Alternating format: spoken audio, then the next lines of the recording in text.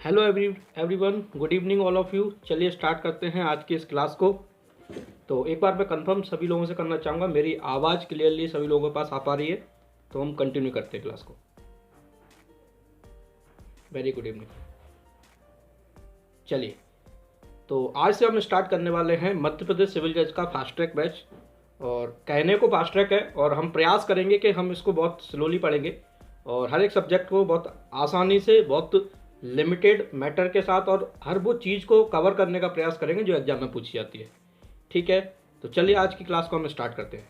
Class को start करने से पहले दो चार चीज़ें मैं आप लोगों से डिस्कस जरूर करना चाहूँगा। बेसिकली हम, जैसे कि हमारा उद्देश्य है सिविल जज, तो सिविल जज बनना सबका सपना है, सब लोग बनना चाहते हैं, इसलिए क्लास के अंदर आए। लेकिन इसको हम कैसे अचीव कर पाएंगे, उस सपने को कैसे अपने उस ड्रीम पर पहुंच पाएंगे, तो उसके लिए एक जो पहला पड़ाव है जिसको बोलते हैं प्री एग्जामिनेशन। तो प्री एग्जामिनेशन को हम कैसे अचीव करें, कैसे हम उसमें क्वालिफाई कर पाएँ, क्योंकि ये तो क्वालिफाइंग मार्क्स है, क्वालिफाइंग एग्जाम है, तो सिर्फ हमें क्वालिफाई करना है। लेकिन क्वालिफाई करना भी अपने आप में एक बहुत बड़ी अचीवमेंट होती है। तो हम कैसे पहली बार में ही, यदि आप पहली बार एग्जाम दे रहे हैं तो पहली बार में ही अचीव करें, तो उस प्लानिंग के साथ हम इस बैच को स्टार्ट करेंगे। यदि वो प्लानिंग आपके पास होगी तो आप आसानी से उस मंजिल तक पहुंच पाएंगे जिस पर आप जाना चाहते हैं। तो हम इस बैच को स्टार्ट उस तरीके से करेंगे। सबसे पहले तो हमें ये पता होना चाहिए कि हमारे सिविल जज के अंदर कितने सब्जेक्ट हैं, प्री एग्जामिनेशन का सिलेबस क्या है, और सिलेबस के आधार पर किस सब्जेक्ट से कितने मार्क्स का क्वेश्चन आएंगे, कितने मार्क्स डिवाइडेड हैं, उस एनालॉजी पर हमें तैयारी करना पड़ेगी। और उसी आधार पर मैंने एक पैटर्न बनाया है एग्जाम का, जो अपनी क्लास का पैटर्न बनाया है, कि उसी तरीके से हमने सब्जेक्टों को डिवाइड किया है कि किस सब्जेक्ट को पहले हमें पढ़ना चाहिए, जिससे हमें सारी चीज़ें ऑटोमेटिकली, सारी चीज़ें एक बाय एक दूसरे सब्जेक्ट से कनेक्टेड है हमारा सिलेबस, तो वो सारी चीज़ें आसानी से समझ में आए। तो हम आज से पहला सब्जेक्ट जो स्टार्ट करेंगे, MP accommodation control act start करेंगे। उसके बाद जो हम सब्जेक्ट लेंगे वो मैंने पूरी लिस्ट आपको बना के ग्रुप में डाल रखी है, और उस अकॉर्डिंग हम पढ़ेंगे। ठीक है, तो सभी लोग रेडी हैं, सभी लोग तैयार हैं? तो सभी लोग अपना बैरेक्ट और एक रजिस्टर, कॉपी, पेन जरूर लेके बैठें, क्योंकि मैं हमेशा एक चीज़ आप सभी लोगों से बोलता हूँ, a short pencil is a better than a long memory. हमेशा लिखा हुआ आपके साथ ज़िंदगी भर रहेगा, और आपने अपने दिमाग पर बिलीव करके सोच रहा कि ये मुझे समझ में आ चुका है, हो सकता है वो इस समय समझ में आए, अगले पल आप निकल जाए, एक दिन रहे, 2 दिन रहे, 5 दिन रहेगा आपके साथ। लेकिन हमारे माइंड की एक जो शक्ति है, भूलने की बीमारी है, वो भूलता है, और ये ज़रूरी भी है। यदि हम ऐसे हर चीज़ याद रखेंगे तो ब्लास्ट हो जाएगा, इतनी चीज़ कैसे रखेंगे। तो इसलिए जब भी कोई बात अच्छी लगे उसको नोट डाउन जरूर करें, क्योंकि यहाँ में बहुत सारी चीज़ों की जरूरत पड़ेगी। ठीक है, तो एमपी अकोमोडेशन कंट्रोल एक्ट जो है बेसिकली 5 मार्क्स का एमपी सिविल जज के अंदर आता है, 5 नंबर का आपको इसके अंदर मिलेगा। तो 5 क्वेश्चन आएंगे, तो 5 क्वेश्चन के हिसाब से हमें इसको पढ़ना स्टार्ट करना है। ठीक है, तो चलिए हम स्टार्ट करते हैं आज के पहले लेक्चर को। और पहले लेक्चर में हम एमपी अकोमोडेशन कंट्रोल एक्ट के बारे में बहुत सारी चीज़ें बेसिक के साथ स्टार्ट करेंगे। तो सबसे पहले बात आती है, ये एक लोकल लॉ है। लोकल लॉ यानी कि मध्य प्रदेश का एक जो लोकल लॉ है, क्योंकि हर एक्ट बेसिकली लॉ बनाने की पावर 2 अथॉरिटी के पास होती है, आप जानते ही होंगे। एक है पार्लियामेंट और एक होता है स्टेट का जुडिशरी, स्टेट का लेजिस्लेचर, उसको लॉ बनाने की पावर होती है। तो ये जो लॉ है, लैंड जो बेसिकली विषय जो होता है लोकल लॉ का होता है, और ये भी एकोमोडेशन भी कहीं ना कहीं लैंड लॉ के अंतर्गत आता है। लैंड के लॉ गवर्न होते हैं इससे। तो एकोमोडेशन से हम एमपी का ये लोकल लॉ है, और बेसिकली जो कॉन्स्टिट्यूशन अपना है उसका 7th लिस्ट, जो 7th शेड्यूल जो है, 7th शेड्यूल का 2nd लिस्ट का ये विषय है, स्टेट लिस्ट का। इसलिए इसके बारे में आर्टिकल 246 में हमने बता रखा है, स्टेट लिस्ट के जितने भी लॉ होते हैं उनको बनाने की पावर स्टेट की लेजिस्लेचर को होता है। तो ये लॉ भी उसने बनाया है, स्टेट ने बनाया। अब बात करें कि हर एक्ट के बारे में ये देखा जाए तो बेसिकली कुछ इंफॉर्मेशन हमें पता होना चाहिए कि इस एक्ट का उद्देश्य क्या है, क्यों बनाया गया। हम इसके नाम से देखें, मध्य प्रदेश स्थान नियंत्रण अधिनियम, यानी कि बेसिकली ये बात करता है स्थान को नियंत्रित करने का। अब हमने लैंड के संबंध में तो एमपी लैंड रेवेन्यू कोड पढ़ रखा है कि लैंड कोई होगी, कैसे, किस पे कौन की भूमि रहेगी, किसका रहेगा, वो सारी चीज़ें हमें मिलती है। लेकिन जो एकोमोडेशन हम देते हैं, जिसको हम किराएदारी बोलते हैं एक तरीके से, तो किराएदारी को कैसे नियंत्रण किया जाए। किसी मकान मालिक ने अपना किराए पर मकान दिया, किराएदार ने कुछ भी नहीं, किराएदार अच्छे से रह रहा है, किराएदार किराए भी दे रहा है लगातार, तब भी उसको मकान मालिक ने ज़बरदस्ती निकाल दिया, तो उसके अधिकारों को सुरक्षित करने के लिए। और कई बार उल्टा भी होता है कि किराएदार किराया भी नहीं दे रहा, ज़बरदस्ती रह रहा है, तो क्या वो मकान मालिक उसको निकाल सकता है? वो सारे अधिकारों को सुनिश्चित करने के लिए। तो हमने इस एक्ट का क्यों बनाया गया, इस एक्ट के बहुत सारे उद्देश्य हैं, हम उनको जानेंगे। पहला उद्देश्य हमें सबसे पहला इसके अंदर मिलता है कि स्थान को भाड़े पर देने के संबंध में, और उनके कितना रेंट लिया जाए, किस तरीके से रेंट लिया जाए, इससे ज़्यादा रेंट ना लिया जाए, उस चीज़ को फिक्स करने के लिए हमने इस एक्ट को बनाया, सबसे पहला उद्देश्य। दूसरा, भूमि स्वामियों को अपने वास्तविक आवश्यकता स्वयं की होती है कई बार, और उनका मकान किराए पे, तो उस वास्तविक आवश्यकता के आधार पर बेदखली करवाने का, यानी कि लोगों को जो किराएदार हैं उनको वहां से निकालने के संबंध में हमने इसमें प्रोविजन किए। तीसरा, इसका उद्देश्य क्या है, जो किराएदार होते हैं, जो टेनेंट होते हैं, उनको हमने कहीं ना कहीं संरक्षण प्रदान किया कि कोई भी लैंडलॉर्ड उन्हें किसी भी इल्लीगल आधार पर, किसी भी इल्लीगल तरीके से उनको अपने पोजीशन से डिस्पोजेस नहीं कर सकता। इसके संबंध में सेक्शन 12 में हमने 16 ग्राउंड दिए उनको, कि 16 ग्राउंड ही हैं, यदि ये 16 ग्राउंड में से कोई ग्राउंड का ब्रीच करता है कोई लैंड टेनेंट, तो ही आप उसको डिस्पोज कर सकते हैं अपनी प्रॉपर्टी से। ऐसा हमें इसके अंदर मिलता है, इस उद्देश्य हमने बनाया। ठीक है, तो ये कुछ बेसिक्स उद्देश्य इसके अंदर हैं। और दूसरी चीज़, एक और इम्पोर्टेंट चीज़, जो वास्तविक आवश्यकता है भूमि स्वामियों को, उनके जो केस लगते थे पहले, बहुत लंबा समय लगता था, उन प्रोसीजर को, उनके केस के चलने के टाइम पीरियड को हमने कम किया, और शीघ्रता से उनका बचाव हो सके, शीघ्रता से निपटारा हो सके, इसलिए हमने इस एक्ट में बहुत सारे प्रोविजन किए, और इन्हीं पर्पसों से हमने इस एक्ट को बनाया।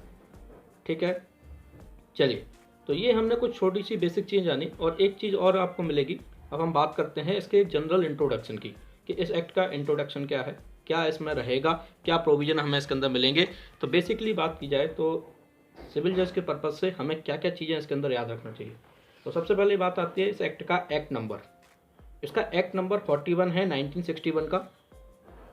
प्रेसिडेंट की एसेंट जो मिली इसको 25 दिसंबर 1961 को मिली, यानी कि 25 दिसंबर 1961 में इसको राष्ट्रपति की अनुमति मिली। और इन्फोर्समेंट में जब आया, यानी कि कब ये लागू हुआ, तो लागू होने का डेट है 13 दिसंबर 1961। इन दोनों डेटों को आपको बहुत अच्छे से याद रखना है, ये क्वेश्चन पूछा जाता है ऐसे। प्रेसिडेंट की एसेंट वाली डेट और इन्फोर्समेंट, ज़्यादा अंतर नहीं है, 5 दिन का अंतर है, आप इस तरीके से भी याद रखेंगे तो याद रहेगा। 25 दिसंबर 1961 को इसको राष्ट्रपति की अनुमति मिली, और 30 दिसंबर 1961 से लागू हुआ। अब क्वेश्चन ये आता है, कोई भी एक्ट कब लागू होता है और उसके लागू होने के संबंध में रूल क्या है। तो बेसिकली 2 रूल हमें इसके संबंध में मिलते हैं। कौन कौन से रूल, ये मैं हर एक लेक्चर में आपको बताता हूँ, आज भी हम इसके बारे में डिस्कस करेंगे। बेसिकली इसके संबंध में एक रूल, 2 रूल गवर्न होते हैं, जिसके बारे में हमें जनरल क्लॉज एक्ट 1897 का है, उसके सेक्शन 5 में हमें प्रोविजन मिलता है। वो हमें बताता है कोई भी एक्ट बेसिकली 2 प्रोविजन से लागू होता है। पहला, यदि जिस एक्ट में कोई डेट मेंशन कर रखी है कि इस डेट से ये एक्ट लागू होगा, यानी कि इन्फोर्समेंट में आएगा, तो उस डेट से लागू माना जाता है। और दूसरी जो डेट होती है, दूसरा जो रूल है, दूसरा रूल बताता है यदि कोई डेट किसी एक्ट में मेंशन नहीं है कि इस डेट से लागू होगा, तो उस दशा में वो एक्ट जिस दिन प्रेसिडेंट की एसेंट, गवर्नर की एसेंट, या जो भी उसको बनाने वाली अथॉरिटी है उसकी एसेंट उसको मिलती है, परमिशन मिलती है, उस दिन से वो लागू होता है। तो ये 2 रूल रहते हैं। ऐसे ही मध्य प्रदेश के संबंध में भी एक लॉ है जिसका नाम है मध्य प्रदेश साधारण खंड अधिनियम 1957 की सेक्शन 6 हमें इसके बारे में प्रोविजन बताती है। MP जनरल क्लॉज एक्ट 1957, ठीक है, इसको याद रखिए। तो अब निकाल लीजिए बेयर एक्ट अपना। तो बेयर एक्ट में बेसिकली हम बात करें इसके अंदर, तो सबसे पहले हमें एक याद करने का, यानी प्री के पर्पज़ से एक बहुत अच्छा पैटर्न मुझे जो लगता है मैं आपको बताता हूँ। हमेशा हमें किस तरीके से उसको याद करना चाहिए, सबसे पहले अपना इंडेक्स देखना चाहिए। इंडेक्स यदि आपको याद रहेगा तो आपका क्वेश्चन अंदर से सेक्शन वाइज क्वेश्चन बहुत आसान हो जाता है, कई बार सही होना। तो इंडेक्स से हम देखेंगे। बेसिकली इसमें बात की जाए तो टोटली 7 चैप्टर में ये जो एक्ट है डिवाइडेड है। 7 चैप्टर्स हैं, 51 सेक्शंस में हैं, और 2 शेड्यूल इसके अंदर दे रखे हैं। तो पहला चैप्टर हमें क्या बताता है, एक तरीके से हम चैप्टरों को देखते हैं। फर्स्ट चैप्टर में आपको जो प्रोविजन मिलेंगे, फर्स्ट चैप्टर में आपको ये प्रोविजन मिलते हैं वो मिलते हैं प्रारंभिक यानी प्रिलिमिनरी सेक्शन 1 और 1 से लेकर 3 तक। दूसरा चैप्टर में बताता है भाड़े के बारे में उपवन यानी कि provisions regarding rent, chapter number 2 section 4 से लेकर 11 तक इसके अंदर प्रोविजन मिलते हैं आपको। चैप्टर नंबर 3 हमें बताता है अभिदारियों की बेदखली का नियंत्रण यानी control of eviction of tenants. तो सेक्शन 11A से लेकर 23 तक इसके अंदर प्रोविजन मिलते हैं। इसके बाद आता है चैप्टर नंबर 3A जो हमें बताता है वास्तविक आवश्यकता के आधार पर अभिदारियों की बेदखली। तो वास्तविक आवश्यकता के आधार पर अभिदारियों की बेदखली कैसे होगी उसके बारे में चैप्टर नंबर 3A 23A से लेकर 23I तक J तक इसके अंदर प्रोविजन मिलते हैं। ये स्पेशल लैंडलॉर्ड के संबंध में रहते हैं और ये स्पेशल लैंडलॉर्ड कौन होते हैं इसके बारे में 23J में इसकी डेफिनेशन हमें मिलती है। वो सारे हमें बता रखा है कि कौन कौन से स्पेशल लैंडलॉर्ड होते हैं। इसके बाद आता है चैप्टर नंबर 4 जो हमें बताता है भाड़े के निक्षेप के बारे में यानी डिपॉजिट ऑफ रेंट। तो कैसे आप अपना रेंट डिपॉजिट कर सकते हैं 24 से लेकर 27 तक इसके बारे में प्रोविजन मिलते हैं। चैप्टर नंबर 5 हमें बताता है भाड़ा नियंत्रक प्राधिकारियों की नियुक्ति, उनकी शक्तियाँ, कृत्य तथा अपीलें। तो क्या भाड़ा RCA यानी कि रेंट कंट्रोलिंग अथॉरिटी जो होती है उसकी कैसे अपॉइंटमेंट की जाएगी, क्या उसकी पावर्स रहेंगी, क्या फंक्शंस रहेंगे और उसकी अपीलें कैसे होंगी उनके जजमेंटों की, उसके बारे में रूल मिलते हैं चैप्टर नंबर 5। चैप्टर नंबर 6 हमें बताता है और वो जो 5 है 28 से लेकर 36 तक चलता है। चैप्टर नंबर 6 हमें बताएगा भूस्वामियों की विशेष बाध्यताओं तथा शास्तियों के बारे में उपबंध। तो जो इसके बारे में जो प्रोविजन मिलेंगे सेक्शन 37 से लेकर सेक्शन 44 तक हमें मिलते हैं। इसके बारे में सारे प्रोविजन मिलेंगे, कौन सा कोई अपराध करता है तो क्या पेनल्टी रहेगी, क्या उस पर कैसे उनका संज्ञान लिया जाएगा, कौन उनका बारे में कार्रवाई करेगा, वो सारे रूल हमें इसके अंदर मिलेंगे। और इसका लास्ट चैप्टर मिलता है चैप्टर नंबर 7 जो मिसलिनियस है सेक्शन 45 से लेकर 51 तक। तो इस तरीके से हमें याद रखना है। तो चलिए हम स्टार्ट करते हैं फर्स्ट चैप्टर से। यहाँ तक कोई क्वेश्चन हो तो बताइए, आप लोगों का समझ में आ गया सभी लोगों को?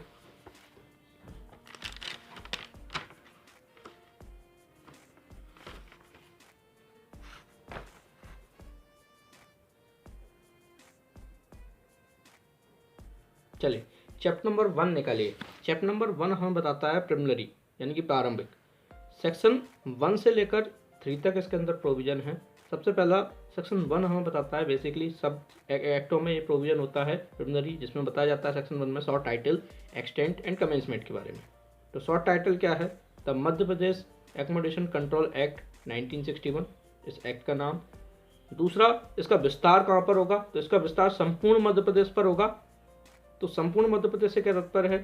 तो मध्य प्रदेश के बारे में जब मध्य प्रदेश हमारा बना 1956 में, तो उस समय कुछ अलग अलग कुछ ही स्टेट थे, ज़्यादा डिस्ट्रिक्ट नहीं थी, ज़्यादा जगह नहीं थी, मतलब थे बहुत सारा, बहुत बड़ा था, लेकिन ज़िले कम थे, संख्या कम थी। उस आधार पर हमने बता रखा है कि वो कौन सा, बेसिकली तो यदि आपसे क्वेश्चन पूछा जाता है कि मध्य प्रदेश स्थान नियंत्रण अधिनियम यानी एमपी एकोमोडेशन कंट्रोल एक्ट कब लागू का विस्तार क्या है, तो पूरे मध्य प्रदेश होता है। लेकिन एक ऑप्शन आपको मिलता है जिसमें सबसेक्शन 3 से गवर्न होते हैं, उसमें बता रखा है कि प्रथमता उन क्षेत्रों पर लागू होगा जो फर्स्ट शेड्यूल में बताए गए। प्रथमता का मतलब क्या है? हमने कुछ फर्स्ट शेड्यूल में, आप फर्स्ट शेड्यूल निकालेंगे आपको लास्ट में मिलेगा एक शेड्यूल दे रखा है, उसमें स्टेटों की जो हमारा स्टेट है उसके डिस्ट्रिक्ट की एक लिस्ट दे रखी है। उस लिस्ट में हमने बता रखे हैं ग्वालियर, भिंड, मुरैना, ये जो सारे लोग क्षेत्र बता रखे हैं, इन सभी क्षेत्रों पर पहले हमने लागू किया इसको बेसिकली। तो हमसे पूछा जाता है बेसिकली के रूल, यदि ये पूछा जाता है कि एमपी एकोमोडेशन कंट्रोल एक्ट कहाँ पर लागू होता है, तो पूरे मध्य प्रदेश पर बेसिकली होता है। लेकिन मध्य प्रदेश के अलावा आपको ऑप्शन ये भी मिलता है कि प्रथमता उन क्षेत्रों पर लागू होता है जो फर्स्ट शेड्यूल में बता रखे हैं। तो आंसर फर्स्ट जो माना जाएगा कि प्रथमता उन क्षेत्रों पर लागू होता है जो फर्स्ट शेड्यूल में दे रखे हैं। ऐसा क्वेश्चन सिविल जज में पूछा जा चुका है और आंसर ये वाला मान्य हुआ है, तो आपको ये आंसर याद रखना है, मतलब एक एडिशनल है, आपको पॉइंट बना के याद रखना चाहिए। ठीक है, सब रूल 3 देखिए, सबसेक्शन 3 देखिए 1 का। सबसेक्शन 3 में बताता है कि उन क्षेत्रों पर प्रथमता लागू होगा जो फर्स्ट शेड्यूल में बता रखे हैं, और फर्स्ट शेड्यूल में समय समय पर हम उसमें जोड़ सकते हैं, उसमें अलग अलग तारीख फिक्स कर सकते हैं और उसमें संशोधन करके हम बता सकते हैं कौन से जिले पर कब ये लागू होगा। ऐसा रूल हमें सबसेक्शन 3 में मिलता है। तो सबसेक्शन 3 देखिए, डायरेक्टली मैं रीड करता हूँ। यह अधिनियम प्रथमता उन क्षेत्रों में प्रवृत्त होगा जो प्रथम अनुसूची में विनिर्दिष्ट हैं, या राज्य के अन्य क्षेत्रों में भी या अन्य क्षेत्रों में ऐसी तारीख को प्रवृत्त होगा जिसे राज्य सरकार अधिसूचना द्वारा नियत करे और भिन्न भिन्न क्षेत्रों तथा इस अधिनियम के भिन्न भिन्न उपबंधों के लिए भिन्न भिन्न तारीखें नियत की जा सकेंगी और तदुपरि प्रथम अनुसूची तदनुसार संशोधित की गई समझी जाएगी। ठीक है, उसके अकॉर्डिंग फर्स्ट शेड्यूल संशोधन करता हुआ माना जाएगा। ठीक है, चलिए इसके बाद आता है सेक्शन 2। सेक्शन 2 के पहले हम एक बात करें कि जो मैंने जस्ट बताया था कि लागू होने की डेट क्या है, तो आपको मध्य प्रदेश में जो नोटिफिकेशन के माध्यम से हमने डेट बताई 30 दिसंबर 1961 है और 30 दिसंबर को हमने इसको लागू माना है, ऐसा हमने नोटिफिकेशन के माध्यम से बताया। तो रूल सेक्शन 2 निकालिए। सेक्शन 2 में हमें डेफिनेशन क्लॉज मिलेगा और डेफिनेशन क्लॉज में बेसिकली ए से लेकर आई तक कुछ डेफिनेशन दे रखी हैं, सॉरी आई तक डेफिनेशन दे रखी हैं, तो उन डेफिनेशन के बारे में हम जानेंगे। सबसे पहले हमें डेफिनेशन मिलती है स्थान की। अब हमने एक्ट का नाम ही बताया, स्थान नियंत्रण अधिनियम, तो अब हमें ये तो पता होना चाहिए कि वो एकोमोडेशन कौन सा है, वो स्थान कौन सा है। स्थान वर्ड जब भी इस एक्ट में यूज़ किया जाएगा उस स्थान का मतलब क्या होगा, उस स्थान का मीनिंग क्या होगा। जब तक हमें ये नहीं पता होगा तो हम कैसे इस एक्ट को लागू कर पाएंगे, कैसे उस एक्ट के प्रोविजन को समझ पाएंगे। तो सबसे पहले हमें सेक्शन 2 के ए में सेक्शन वाइज करना है आपको। इस डेफिनेशन को सारी डेफिनेशन ही करनी है, बेसिकली एच तक डेफिनेशन है, सॉरी आई तक डेफिनेशन है, ज़्यादा डेफिनेशन नहीं है, तो आपको सारी डेफिनेशन सेक्शन वाइज करनी है। ए में मिलती है हमें स्थान की डेफिनेशन। स्थान से तात्पर्य क्या है, हमने बात की है इस एक्ट में बेसिकली किराएदारी के बारे में। तो किराएदारी के संबंध हम किराए पे क्या देते हैं, हम इमूवेबल प्रॉपर्टी की बात करेंगे, मूवेबल प्रॉपर्टी की बात नहीं करेंगे। इमूवेबल प्रॉपर्टी में हम किसी को मकान देते हैं, किसी को गोदाम देते हैं, किसी को जगह देते हैं, वही चीज़ तो देते हैं। तो उस स्थान में कौन कौन सी चीज़ सम्मिलित मानी जाएगी, तो हमने बता रखा है बेसिकली स्थान के अंतर्गत सबसे पहला इंपॉर्टेंट रूल आता है इसके अंदर, कोई भवन है, कोई भवन का भाग है, मतलब कोई पर्टिकुलर भूमि है, भूमि का भाग है, भवन का भाग है, चाहे वो आप रेजिडेंशियल पर्पज से यूज़ करते हो, चाहे नॉन रेजिडेंशियल पर्पज से यूज़ करते हो, किसी भी पर्पज से यूज़ कर रहे हो, लेकिन उसमें कौन कौन सी चीज़ है स्थान के अंतर्गत मानी जाएगी। पहली चीज़ सबसे इंपॉर्टेंट, ऐसी कोई भूमि जो कृषि प्रयोजन के लिए उपयोग नहीं की जा रही है। यदि कृषि प्रयोजन के लिए उपयोग की जाती है, एग्रीकल्चर पर्पज से यूज की जाती है, तो वो इस स्थान के अंतर्गत, इस एकोमोडेशन के अंतर्गत नहीं आएगी। यानी कि नॉन एग्रीकल्चर पर्पज से जो भूमि यूज की जाती है वो स्थान के अंतर्गत आती है। ठीक है, दूसरी चीज हमें इसके अंदर मिलेगी कि यदि कोई भवन है, भवन के भाग से कोई लगा हुआ उद्यान है, मैदान है, गैराज है, आउट हाउस है, यदि ये सारी चीज़ें भी हैं तो वो सब भी क्या माने जाएंगे, स्थान के अंतर्गत आएंगे। जैसे कि हम देखते हैं कि घर होते हैं, घर के बगल में ही हमने क्या बना दिया, हमारा रेंट इसलिए ज़्यादा है क्योंकि वो स्थान जो है उसके घर में ही बगीचा भी बना हुआ है, मैदान भी बना हुआ है बच्चों खेलने का, तो ये सब चीज़ें हैं इसलिए रेंट ज़्यादा है। तो ये सारी चीज़ें भी स्थान के अंतर्गत आएंगी क्योंकि उसी के आधार पर आपका रेंट फिक्स होगा। तीसरी चीज़ आएगी, यदि घर में कोई ऐसी फिटिंग लगी है जिसके वजह से उस भूमि का, उस पर्टिकुलर प्लेस का आप अधिक लाभप्रद रूप से उपयोग कर पाते हैं। जैसे कि घर में हमने कोई फिटिंग करा दी, कोई पंखा लगा हुआ है, कोई लाइट लगी, हमने लाइट की पूरी फिटिंग करा रखी है अपने घर के अंदर, हमने पूरे वायरिंग करा रखी है, हमने इस तरीके से पूरा शुरुआत से पुट्टी करा रखी है, इस तरीके से हमने बनाया, तो ये सब चीज़ें भी स्थान के अंतर्गत आएंगी। और चौथा चीज़ आती है कोई फर्नीचर जो भूमि स्वामी ने दिया है घर के अंदर, और फर्नीचर ऐसा है जो भूमि स्वामी की ओर से दिया जाता है, उसका उपयोग करने से फायदा होता है कहीं ना कहीं टेनेंट को, तो ऐसा कोई फर्नीचर भी उसके अंतर्गत आएगा। तो चार चीज़ें इसके अंतर्गत आती हैं। पहला, कृषि प्रयोजन के लिए भूमि उपयोग में नहीं लाई जा रही है तो वो भूमि आती है स्थान के अंतर्गत। दूसरी, कोई भवन का भाग जिससे लगा हुआ अनुलग्न है उद्यान, मैदान, गैराज और आउट हाउस, ये चारों चीज़ें भी इसके अंतर्गत आती हैं स्थान के अंतर्गत। तीसरा, ऐसी कोई फिटिंग जो भवन या भवन के भाग के उपयोग के लिए, लाभप्रद उपयोग के लिए उसमें लगाई गई है। और चौथा, ऐसा कोई फर्नीचर जो भवन या भवन के भाग के उपयोग के लिए भूस्वामी द्वारा दिया गया है। तो ऐसी सारी चीज़ें वो क्या मानी जाएंगी, वो स्थान के अंतर्गत आएंगी। स्थान पर आपको शॉर्ट नोट भी तैयार करना है मेंस के पर्पज से, और ऑब्जेक्टिव से तो क्वेश्चन पूछा ही जाता है। इन चारों पॉइंटों को आपको बहुत अच्छे से याद रखना चाहिए। एक बार हम रीड करते हैं स्थान की डेफिनेशन को। देखिए, स्थान से अभिप्रेत है कोई भवन या भवन का भाग, चाहे वह नैवासिक हो या अनैवासिक, और उसके अंतर्गत आता है आती है। नंबर 1, ऐसी कोई भूमि जो कृषि प्रयोजन के लिए उपयोग में न लाई जा रही हो।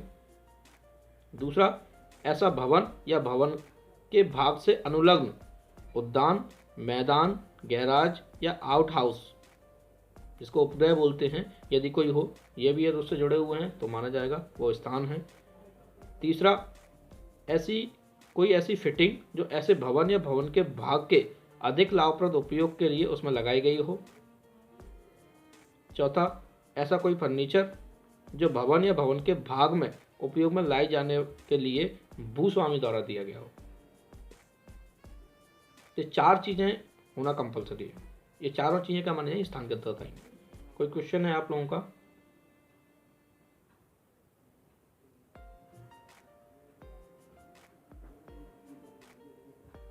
इसमें केस नोट डाउन कीजिए, उत्तम चंद्र वर्सेस S.N. लालवानी।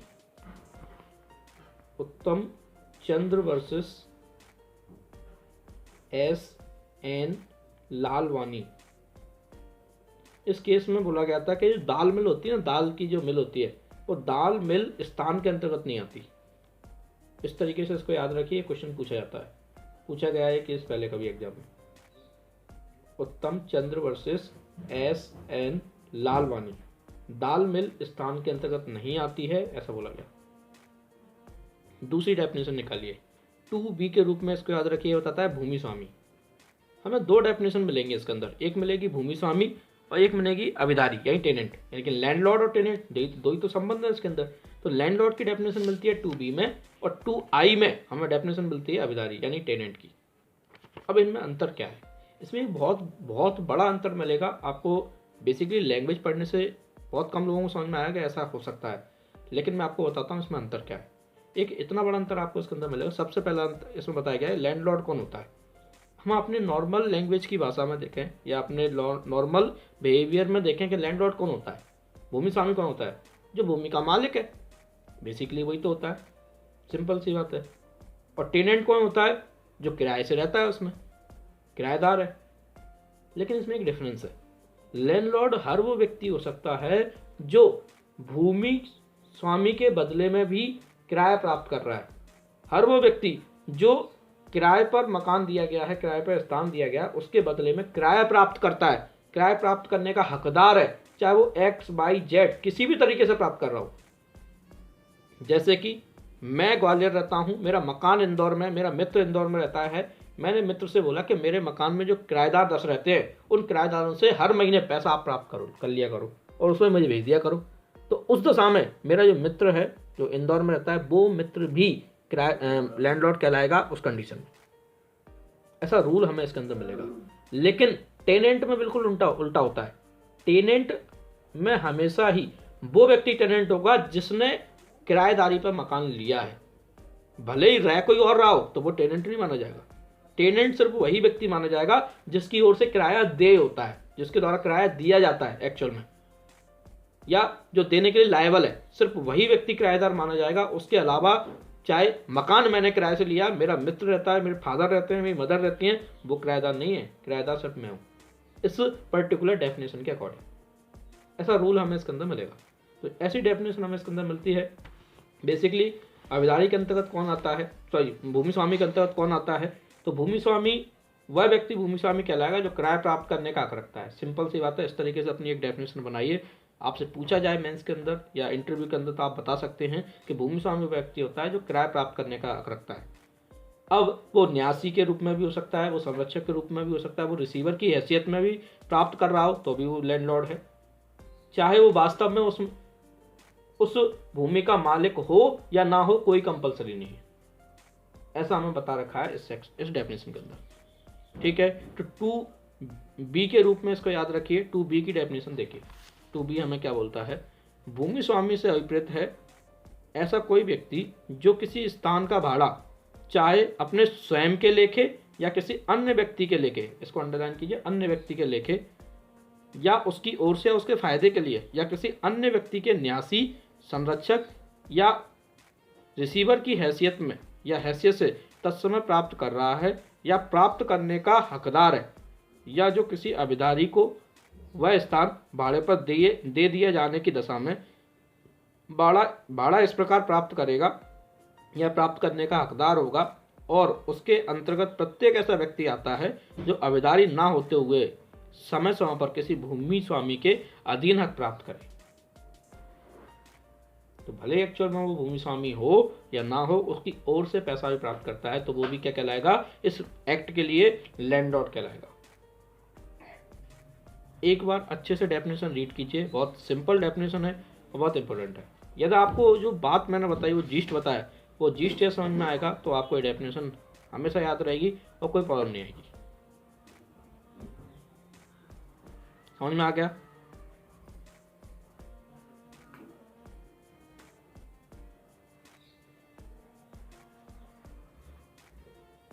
जी,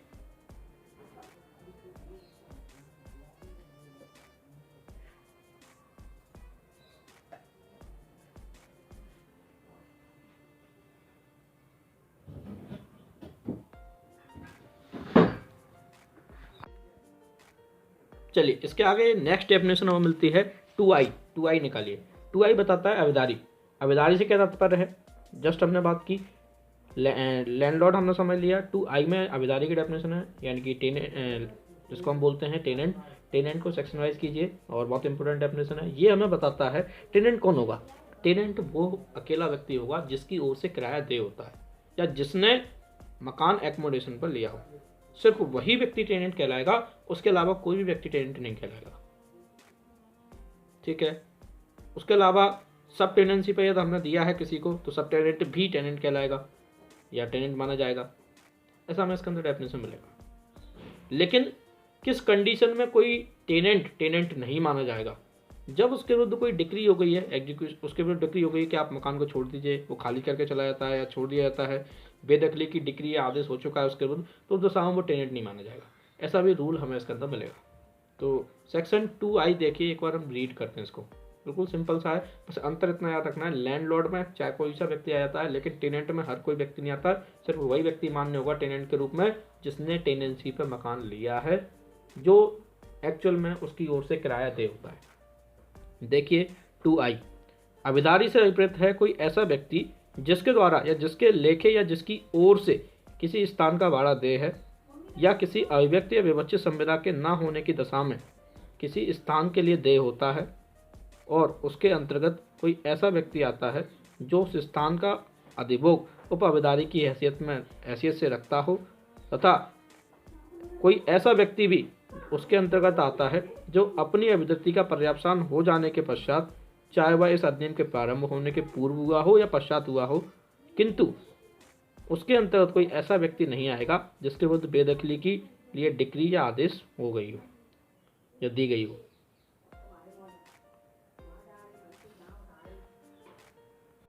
चलिए इसके आगे बढ़ते हैं 2c। 2c को सेक्शन वाइज कीजिए। लॉफुल इंक्रीज, यानी कि विधिपूर्ण वृद्धि। विधिपूर्ण वृद्धि से क्या तात्पर्य है, हमने विधिपूर्ण वृद्धि का मतलब है इसके अंदर कि जब भी कोई रेंट हम फिक्स करेंगे, सेक्शन 7 में हमें स्टैंडर्ड रेंट के बारे में डेफिनेशन मिलती है एक तरीके से, या स्टैंडर्ड रेंट के बारे में मिलता है कि कैसे फिक्स किया जाएगा, और स्टैंडर्ड रेंट कौन फिक्स करेगा वो सेक्शन 10 हमें बताता है इसका। तो हमें बताता है कि विधिपूर्ण वृद्धि, स्टैंडर्ड रेंट में विधिपूर्ण तरीके से, लॉफुल तरीके से इंक्रीजमेंट आप कर सकते हैं। तो सेक्शन 8 इसके बारे में प्रोविजन करता है पूरा, और सेक्शन 8 में जो प्रोविजन कर रखे हैं उसी के बारे में हमने डेफिनेशन बताया गया है कि कोई विधिपूर्ण वृद्धि जो मानी जाएगी जो इस लॉ के अकॉर्डिंग, इस एक्ट के अकॉर्डिंग अनुज्ञात की जाती है। तो सेक्शन 2c देखिए, विधिपूर्ण वृद्धि से विपरीत है भाड़े में कोई ऐसी वृद्धि तो इस अधिनियम के उपबंधों के अधीन अनुज्ञात की गई है। 2d निकालिए, पट्टा। पट्टे की हमने कोई डेफिनेशन नहीं दी इसके अंदर। लीज क्या होता है, बेसिकली लीज का मतलब होता है, सेक्शन 105 टीपी एक्ट हमें इसके बारे में बताता है लीज के बारे में। ये इमूवेबल प्रॉपर्टी पर एक ऐसा राइट रहता है, यदि किसी इमूवेबल प्रॉपर्टी के उपभोग के अधिकार को आप ट्रांसफर करते हैं तो वो लीज कहलाती है। यानी कि पट्टा उपभोग के अधिकार का अंतरण होता है। उपभोग का अधिकार मतलब उस प्रॉपर्टी को यूज करने का अधिकार। जब यूज करने के अधिकार को आप किसी को देते हैं तो पट्टा कहलाता है। लेकिन हमने इसमें लीज की डेफिनेशन नहीं दी, हमने सिर्फ ये बताया है लीज के अंतर्गत आता क्या है। लीज के अंतर्गत सब लीज आती है, 2D को सेक्शन वाइज कीजिए, इंपॉर्टेंट डेफिनेशन है, पूछी जाती है। नेक्स्ट आता है 2E, member of family. Member of family यानी कुटुंब का सदस्य क्या होता है। तो कुटुंब के सदस्य में कौन आता है कौन नहीं आता, इस तरीके से आपको याद रखना पड़ेगा। यहाँ से क्वेश्चन कई बार पूछा गया है, पूछा जाता है। तो कुटुंब का सदस्य में कौन कौन आता है, पहली बात तो हमें इसके अंदर याद रखना पड़ेगा कौन आता है और कौन नहीं आता, ये बहुत अच्छे से याद रखना पड़ेगा, क्योंकि कौन नहीं आता ये क्वेश्चन पूछा जाता है। क्योंकि आने में बहुत सारे लोग इसके अंदर आते हैं, लेकिन आते कौन नहीं है वो हमें पता होना चाहिए। तो सबसे पहले हम जानेंगे कौन कौन से व्यक्ति आते हैं। पहले नंबर पे हम देखें तो इसमें पति या पत्नी दोनों आते हैं एक दूसरे के लिए। यदि पति है तो उसके लिए पत्नी आती है, पत्नी है तो पति आता है। दूसरा हम बना सकते हैं इसको अपने पॉइंट के हिसाब से हम बना सकते हैं इसको। दूसरा पॉइंट हम बना सकते हैं पुत्र और अविवाहित पुत्री, यानी किसी व्यक्ति के पुत्र हैं वो आते हैं। पुत्र चाहे कैसा भी हो, चाहे वयस्क हो चाहे अवयस्क हो, कोई फर्क नहीं पड़ता। लेकिन अविवाहित पुत्री, पुत्री जो होगी यानी कि डॉटर जो होगी वो हमेशा ही अविवाहित है तो ही फैमिली के अंदर मानी जाएगी, अदरवाइज नहीं। तीसरा, उसका पिता आता है, उसके पिता के पिता आते हैं और दादी आती है, वो दादा दादी आते हैं, उसकी माँ आती है और नाना नानी आते हैं। इस तरीके से हमने बता रखा है, यानी कि पिता, पितामह, मातामह, माता, मातामही और पितामही, ये भी आते हैं। नेक्स्ट 4th नंबर हम बना सकते हैं भाई आता है, अविवाहित बहन आती है, चाचा आता है, चाचा की पत्नी आती है, चाचा की विधवा आती है, भाई का पुत्र भी आता है, अविवाहित पुत्री आती है जो संयुक्त रूप से निवास करते हैं। और भी कोई रिश्तेदार हैं और भी कोई लोग हैं जो उनके साथ संयुक्त रूप में निवास कर रहे हैं, वो सभी लोग आते हैं, लेकिन इनके अलावा नहीं आते। लेकिन आते कौन नहीं है ये हमें पता होना चाहिए। तो पहले हम एक बार इस डेफिनेशन को रीड करते हैं। 2E को सेक्शन वाइज कीजिए, फिर उसके बाद बताएंगे कौन नहीं आते हैं। देखिए 2E, कुटुंब के सदस्य से किसी व्यक्ति की दशा में अभिप्रेत है पति या पत्नी, पुत्र, अविवाहित पुत्री, पिता, पितामह, मातामह, माता, पितामही, मातामही, भाई, अविवाहित बहन, चाचा, चाचा की पत्नी, चाचा की विधवा या भाई का पुत्र, अविवाहित पुत्री भाई की, जो उसके साथ संयुक्त रूप से निवास करते हों या कोई अन्य नातेदार जो उस पर आश्रित हो, तो वो सब क्या माने जाएंगे, कुटुंब के सदस्य माने जाएंगे, मेंबर ऑफ फैमिली माने जाएंगे। इस डेफिनेशन को बहुत अच्छे से रूल वाइज हमें करना, सेक्शन वाइज करना चाहिए, क्योंकि डेफिनेशन बहुत इंपॉर्टेंट है, पूछी जाती है एग्जाम के अंदर, क्वेश्चन बनता है। यहाँ तक समझ में आ गया सभी लोगों को?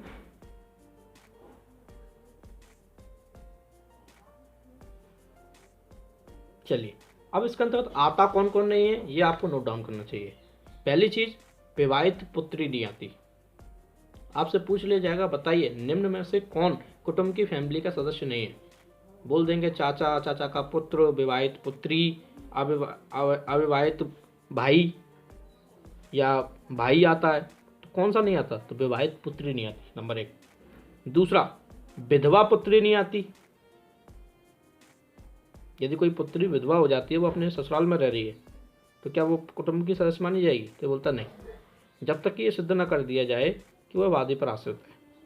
यदि ये साबित हो जाता है कि वो डिपेंड है कौन पर, वादी पर ही, तो मानी जाएगी, अदरवाइज नहीं मानी जाएगी। बहन का पुत्र नहीं आता, इसको नोट डाउन कीजिए, बहन का पुत्र और किराएदार, ये सब कुटुंब के अंतर्गत कुटुंब की फैमिली नहीं माने जाते या मेंबर ऑफ फैमिली नहीं माने जाते हैं, याद रखिए। 4 लोग मैंने बताए, विधवा पुत्री, विवाहित पुत्री, बहन का पुत्र और किराएदार।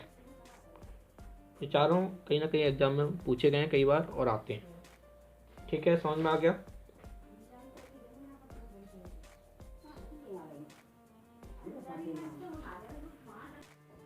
चलिए इसके आगे बढ़ते हैं। 2F निकालिए, रेंट कंट्रोलिंग अथॉरिटी, यानी कि RCA जिसको हम शॉर्ट फॉर्म में बोलते हैं इस एक्ट के अंदर, और जिसको हम बोलते हैं भाड़ा नियंत्रक प्राधिकारी हिंदी में। तो RCA कौन होता है, तो RCA के बारे में बता रखा है, सेक्शन 28 के अकॉर्डिंग नियुक्त किया गया अधिकारी RCA कहलाएगा, या जिसकी नियुक्ति सेक्शन 28 के अकॉर्डिंग की जाती है। बेसिकली RCA इस एक्ट का लीडिंग ऑफिसर है, हम समझ सकते हैं, बहुत इंपॉर्टेंट कैरेक्टर है, और उसके बिना इस एक्ट में बहुत सारे कार्य नहीं होते हैं। RCA बहुत इंपॉर्टेंट चीज़ है। लेकिन RCA होता कौन है, वो सेक्शन 28 हमें बताता है। कलेक्टर इसका अपॉइंटमेंट करता है, आपको पता होना चाहिए। कलेक्टर के द्वारा इसका अपॉइंटमेंट होगा, राज्य सरकार के पूर्ण अनुमोदन से होगा। और किसको अपॉइंट करता है? डिप्टी कलेक्टर से निम्न रैंक का कोई अधिकारी नहीं होगा, उसको कलेक्टर अपॉइंट करता है। ऐसा रूल हमें सेक्शन 28 में मिलेगा, सिर्फ आपको याद रखना है अभी। लेकिन इसके साथ आपको याद रखना चाहिए सेक्शन 28 वेरी इंपॉर्टेंट है, सेक्शन पूछी जाती है। नेक्स्ट मिलता है 2G repealed act. Repealed act से क्या तात्पर्य है? यानी निरसित अधिनियम। तो रिपील्ड एक्ट से तात्पर्य है सेक्शन 51 के अधीन जो एक्ट हमने रिपील किया, MP एकोमोडेशन कंट्रोल एक्ट 1955। 1955 का जो हमने एक्ट था उसको जब हमने रिपील किया वो सेक्शन 51 के अकॉर्डिंग किया है, तो उस रिपील एक्ट की हम बात करते हैं। 2G 2H हमें बताता है स्टैंडर्ड रेंट। अब स्टैंडर्ड रेंट क्या होता है? मानक भाड़ा। देखिए, एक होता है भाड़ा और एक होता है मानक भाड़ा।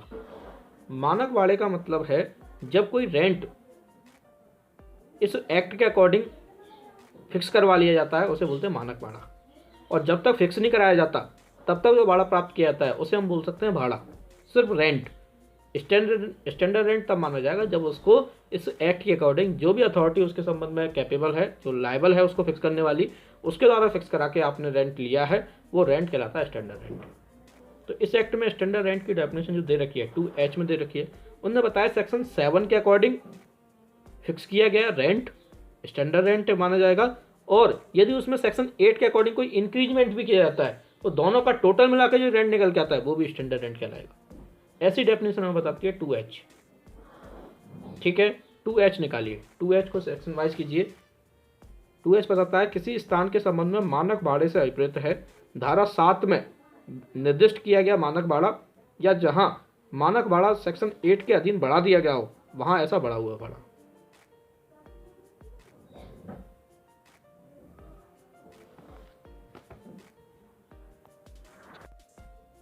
चलिए सेक्शन 3 निकालिए। सेक्शन 3 में बताता है इस अधिनियम का कतिपय स्थानों को लागू न होना। तो ये पर्टिकुलर जो एक्ट है ना, ये कुछ पर्टिकुलर प्लेसेस पे लागू नहीं होगा। इसके संबंध में 3 चीज़ें हमने इसके अंदर बता रखी हैं। 3 जगहों पे लागू नहीं होता। कौन कौन सी जगह पे? सबसे पहले तो ये लागू नहीं होगा गवर्नमेंट प्रॉपर्टी पर। जितनी भी गवर्नमेंट प्रॉपर्टी है उस पर ये एक्ट लागू नहीं होता। दूसरा चीज़, यदि कोई लोकल अथॉरिटी की प्रॉपर्टी है और जो एक्सक्लूसिवली अनावश्यक प्रयोजन के लिए उपयोग में लाई जाती है, यानी कि नॉन रेजिडेंशियल पर्पज से यदि उपयोग की जाती है तो उस पर लागू नहीं होगा। रेजिडेंशियल पर्पज से ला रही है तो होगा, अनावश्यक प्रयोजन से उपयोग में लाया जा रहा है तो लागू नहीं होगी। तीसरा, सरकार भी नोटिफिकेशन के माध्यम से पर्टिकुलर 5 चीज़ें हमने उसके अंदर सबसेक्शन 2 में दे रखी हैं। उन पर्टिकुलर चीज़ों के संबंध में यदि कोई संस्था है, जो धार्मिक संस्था है, शैक्षणिक संस्था है, पूर्त संस्था है, परिचर्या गृह है या फिर प्रसूति गृह है, ये सब संस्थाएं, इन पर भी MP एकोमोडेशन कंट्रोल एक्ट लागू नहीं होगा यदि सरकार ने नोटिफिकेशन के माध्यम से बताया है कि इन पर्टिकुलर क्षेत्रों पर भी लागू नहीं होगा। लेकिन कब? या फिर उन पर हम छूट दे सकती है गवर्नमेंट। कैसे? मान के चलिए उन संस्थाओं का जो भी अर्निंग होती है उन अर्निंग का पैसा हम उसी में इम्पोज करते हैं, उसी के खर्चों में खर्च करते हैं। मान चलिए कोई धार्मिक संस्था है तो धार्मिक संस्था का जितना भी पैसा आता है हम उसी के कार्यों में उसको खर्च करते हैं, तो संस्था को छूट दे सकते हैं, हम आपको रेंट नहीं देना। कोई शैक्षणिक संस्था, कोई इंस्टीट्यूशन गवर्नमेंट ने खुलवाया तो गवर्नमेंट, मतलब मैं चलाता था इंस्टीट्यूशन, गवर्नमेंट ने अपने, मतलब मैं किराए पर ले रखा था गवर्नमेंट से पहले, गवर्नमेंट ने कहा तुम अच्छा काम कर रहे हो, चलो हम आपको पूरा रेंट माफ कर देते हैं, जितना भी पैसा आपका रेंट का आता है ना वो रेंट आप क्या करो, उस रेंट का ही यूज आप अपने लिए कर रहे हैं, मतलब इसी के बढ़ाने के लिए करते हैं। उस तरीके से छूट दे सकती है, माफ़ कर सकती है। तो वो सारी चीज़ों पे ये एक्ट लागू नहीं होगा। इसके अलावा एक और पॉइंट बनेगा चौथा, वो अभी हम समझेंगे, पहले हम तीनों को रीड करते हैं। सेक्शन 3 का सबसेक्शन 1 देखिए। इस अधिनियम का कतिपय स्थानों को लागू न होना। इस अधिनियम में की कोई भी बात, नंबर 1, ऐसे स्थान को जो सरकार की संपत्ति है उस पर लागू नहीं होगी। दूसरा, ऐसे स्थान को जो किसी स्थानीय प्राधिकारी की संपत्ति है और अनन्य रूपेण अनावश्यक प्रयोजनों के लिए उपयोग में लाया जाता है, लागू नहीं होगी। सबसेक्शन 2 देखिए। सरकार अधिसूचना द्वारा किसी ऐसे स्थान को जो किसी शैक्षणिक, धार्मिक, पूर्त संस्थान के स्वामित्व का है या किसी परिचर्या गृह या किसी प्रसूति गृह के स्वामित्व का हो और जिससे व्युत्पन्न होने वाली संपूर्ण आय का उस संस्था या परिचर्या गृह या प्रसूति गृह के लिए उपयोग में लाई जाती हो। क्या के लिए ला रहे हैं? उसी के लिए उपयोग में कर रहे हैं, उस पूरे उसकी जो भी इनकम है इस अधिनियम के समस्त उपबंधों से या उनमें से किसी से छूट दे सकेगी। लेकिन कौन देगी? स्टेट गवर्नमेंट नोटिफिकेशन के माध्यम से। सेक्शन 3 पे क्वेश्चन बनता है कि इस एमपी एकोमोडेशन कंट्रोल एक्ट के रूल किन किन स्थानों पर लागू नहीं होते, इसके बारे में बताइए। तो सेक्शन 3 के सारे प्रोविजन आपको पता होना चाहिए। इसके साथ साथ सेक्शन 4 भी हमें इसके बारे में प्रोविजन करता है कहीं ना कहीं। सेक्शन 4 में बता रखा है बेसिकली, एक चौथा पॉइंट आप बना सकते हैं 3 के बाद, कि ऐसी कोई भूमि या ऐसा कोई एकोमोडेशन स्थान जिसको तुरंत बनाया गया है, नया नया बना, और नया बनने के बाद आपने जो अथॉरिटी हमने बताई उसको ये सूचना दी है, तो उसको सूचना देने से 5 साल तक इस चैप्टर नंबर 2 के कोई भी प्रोविजन उस पर्टिकुलर एकोमोडेशन पर लागू नहीं होते। ऐसा रूल हमें सेक्शन 4 बताएगा। तो ये भी कहीं ना कहीं एक एक्सेप्शन के रूप में कि उस पर भी एमपी एकोमोडेशन एक्ट का चैप्टर नंबर 2 लागू नहीं हो रहा। और चैप्टर नंबर 2 अपने आप में बहुत इंपॉर्टेंट है। चैप्टर नंबर 2 के बिना कोई भी चीज़ नहीं हो सकती। तो इस तरीके से हम उसको भी एक एक्सेप्शन के रूप में मान्य कर सकते हैं। तो सेक्शन 3 एक बार देखिए, कोई क्वेश्चन हो तो बताइए। इसके आगे हम सेक्शन 4 से चैप्टर नंबर 2 स्टार्ट करते हैं। चलिए आगे बढ़ते हैं। सेक्शन 4 से चैप्टर नंबर 2 स्टार्ट होता है, जो हमें बताता है प्रोविजन रिगार्डिंग रेंट। तो रेंट के संबंध में प्रोविजन मिलेंगे, कब रेंट कितना लेना चाहिए, कब कितना लेंगे, स्टैंडर्ड रेंट क्या होगा, स्टैंडर्ड रेंट कौन फिक्स करेगा, कैसे रहेगा, वो सारे प्रोविजन चैप्टर नंबर 2 में मिलते हैं। चैप्टर नंबर 2 सेक्शन 4 से लेकर 11 तक रहता है। और चैप्टर नंबर 2 का सबसे पहला प्रोविजन सेक्शन 4 में बताता है इस अध्याय के उपबंधों का निर्दिष्ट की गई कालावधि के लिए कतिपय स्थानों को लागू न होना। तो ये प्रोविजन है इस चैप्टर के, वो सारे प्रोविजन कुछ पर्टिकुलर भूमि पर लागू नहीं होंगे, पर्टिकुलर चीज़ों पर लागू नहीं होंगे। तो मैंने जस्ट एग्जाम्पल से आपको जस्ट अभी बताया था कि यदि कोई लैंड ऐसी है जिसका जिसका निर्माण अभी हुआ है, तुरंत निर्माण करवाया, उसकी डेफिनेशन हमने नोटिफिकेशन दी उस अधिकारी को जो भी उसके संबंध में बता रखा है कि हम एक मकान का निर्माण कर रहे हैं, उसके बाद नोटिफिकेशन दी, फिर बन गया, उसके बाद में नोटिफिकेशन दी, तो उस भूमि पर, उस एकोमोडेशन पर, उस पर्टिकुलर प्लेस पर एमपी एकोमोडेशन कंट्रोल एक्ट के चैप्टर नंबर 2 की कोई भी बात आने वाले 5 साल तक लागू नहीं होगी। ऐसा हमने क्यों लिखा? ऐसा हमने ऐसे लिखा, हमने सेक्शन 5 बताएगा इसका। सेक्शन 5 बोल देगा कि कोई भी व्यक्ति स्टैंडर्ड रेंट से ज़्यादा रेंट नहीं ले सकता, यानी कि मानक भाड़े से ज़्यादा भाड़ा आप वसूल नहीं कर सकते, ऐसा रूल हमें मिलता है सेक्शन 5 में। लेकिन यदि आपने नया नया मकान बनाया है और उसमें आप स्टैंडर्ड रेंट से ज़्यादा रेंट लेते हैं तो आप बिल्कुल ले सकते हैं, चैप्टर नंबर 2 लागू नहीं होगा आप पर। इसलिए हमने इसके अंदर बताया। सेक्शन 6 बताता है कोई प्रीमियम, कोई पगड़ी, कोई भी और भी कोई चीज़, आप किसी भी पर्टिकुलर चीज़ नहीं ले सकते किसी को मकान देने के बदले में, तो वो आप दे सकते हैं। हम सुनते हैं ना, प्रीमियम पगड़ी लेते हैं लोग, मकान किराए पर देते हैं, दुकान किराए पर देते हैं, तो पहले पगड़ी लेते हैं, 20,000 रुपये पहले जमा करो और 5,000 रुपये किराया रहेगा हर महीने, ये आपको देना पड़ेगा तब जाकर, ऐसा करते हैं ना। तो वो इलीगल है वैसे तो, लेकिन ये आपने नया नया बनाया है, नोटिफिकेशन दी है, उसका सामने आप करते हैं तो आप पे लागू नहीं होगा। तो सेक्शन 4 देखिए, सब सेक्शन 1 इसका, इस अध्याय में कि कोई भी बात किसी ऐसे स्थान या उसके भाग को जिसका निर्माण इस अधिनियम के प्रारंभ होने के पूर्व हुआ हो या पश्चात हुआ हो, उस तारीख से जिसको ऐसे निर्माण पूरा होने जाने की बाबत अधिसूचना स्थानीय प्राधिकारी को दी गई हो, 5 वर्ष की कालावधि तक लागू नहीं होगी।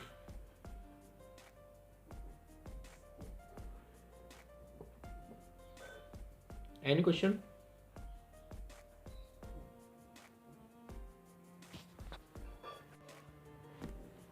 चलिए इसके आगे सेक्शन 5 निकालिए। सेक्शन 5 में बोलता है मानक भाड़े से अधिक भाड़े का वसूली योग्य न होना। तो कोई भी व्यक्ति स्टैंडर्ड रेंट से ज़्यादा रेंट नहीं ले सकता, ऐसा हमने मना किया सेक्शन 5 ने। और सेक्शन 5 का आप ब्रीच करते हैं तो सेक्शन 43 के अकॉर्डिंग आपको पनिशमेंट में मिलेगा। यदि आपने किसी व्यक्ति से स्टैंडर्ड रेंट से ज़्यादा रेंट लिया तो आपको पनिशमेंट मिलता है सेक्शन 43 में। ऐसा रूल हमें इसके अंदर दे रखा है, ठीक है। चाहे भले ही आपने उसके बदले में कॉन्ट्रैक्ट क्यों ना किया हो, तब भी आप नहीं ले सकते। मान चलिए आपने और मैंने एक कॉन्ट्रैक्ट किया, मैं टेनेंट था, आप लैंडलॉर्ड थे, आपसे आपने मांगा कि बेसिकली उस जगह का स्टैंडर्ड रेंट यदि माना जाए कि 5,000 रुपये पर मंथ से ज़्यादा नहीं हो सकता। आपने तय किया कॉन्ट्रैक्ट के माध्यम से कि 10,000 रुपये पर मंथ आप हमें देंगे, इसलिए हम आपको किराए पर देते हैं। मैं कहा ठीक है, हम देने के लिए तैयार भी थे, लेकिन हमें पता चला कि यहाँ तो स्टैंडर्ड रेंट मंथ 5,000 है, तो आप मेरे से 10,000 रुपये वसूल नहीं कर सकते, सिर्फ 5,000 लेने के लिए लायबल है। ऐसा सब सेक्शन 1 बताता है। देखिए सबसेक्शन 1 5 का, मानक भाड़े से अधिक भाड़े का वसूली योग्य न होना। सबसेक्शन 1, कोई भी अभिदारी तत्प्रतिकूल किसी करार के होते हुए भी किसी स्थान के अधिभोग के लिए अपने भूमि स्वामी को उस स्थान के मानक भाड़े से अधिक किसी रकम का संदाय करने का दायी नहीं है। यानी कि मैं 5,000 रुपये से ज़्यादा देने के लिए आपके लायबल नहीं हूँ। आप भले ही मेरे से 10,000 मांगे तो मैं 5 ही दूंगा, क्योंकि स्टैंडर्ड रेंट कितना है, 5 है। यदि स्टैंडर्ड रेंट ज़्यादा है तो स्टैंडर्ड रेंट के हिसाब से आप कितना भी दे सकते हैं। सबसेक्शन 2 हमें इसके बारे में बताएगा, यदि आपने कॉन्ट्रैक्ट किया स्टैंडर्ड रेंट से ज़्यादा का, तो उस दशा में जो आपने कॉन्ट्रैक्ट किया उस कॉन्ट्रैक्ट की वैल्यू क्या होगी, ऐसा माना जाएगा। ऐसा सबसेक्शन 2 बताता है कि आपने जो कॉन्ट्रैक्ट किया ना सिर्फ स्टैंडर्ड रेंट के लिए किया है, स्टैंडर्ड रेंट से ज़्यादा के लिए नहीं। जैसे कि एग्जांपल के रूप में हम देखें, मैंने और प्रशांत ने कॉन्ट्रैक्ट किया। प्रशांत लैंडलॉर्ड था, मैं टेनेंट हूँ। प्रशांत ने बोला कि हम आपको जो शॉप दे रहे हैं ना, उस शॉप का जो किराया रहेगा वो 15,000 रुपये पर मंथ रहेगा।